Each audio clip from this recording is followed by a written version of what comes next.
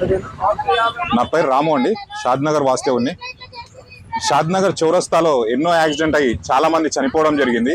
So ఆ విషయమై నేను షాద్నగర్ మున్సిపల్, ఆర్ఎండ్బి, ఆర్డీఓ గారికి, ఎంఆర్ఓ గారికి, కలెక్టర్ ఆఫీస్లో 4 సార్లు ప్రజావాణిలో అక్కడ మొత్తం కంప్లైంట్లు ఇచ్చాను, వినతి పత్రాలు ఇచ్చాను.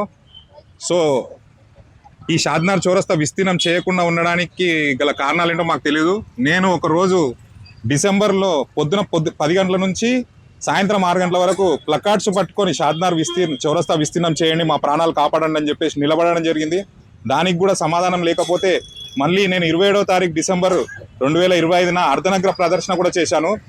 దీనికి గాను నేను శబరిమల అయ్యప్ప స్వామికి కూడా నా నిరసన ఒక ఉత్తరం ద్వారా నేను శబరిమల హుండీలో వేసి వచ్చాను. శబరిమలలో ప్లకార్డులు పట్టుకున్నాను, తిరుపతిలో ప్లకార్డులు పట్టుకున్నాను, అండ్ కాణిపాకం గణపతి స్వామి దగ్గర ప్లకార్డులు పట్టుకున్నాను.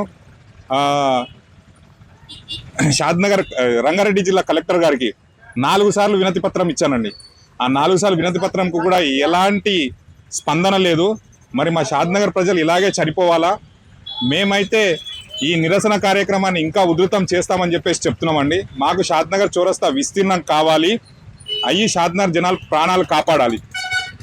ఈ విషయంలో ఎంపీడీఓ ఆఫీస్ అండి, అది నెహ్రూ గారు కట్టించారండి, నెహ్రూ గారు ఓపెన్ చేశారు దాన్ని, అది 1960sలో. And milk centre, telephone exchange వచ్చేసి మహబూబ్ నగర్ రోడ్లో, అది 1970sలో ఏర్పాటు చేసిందండి.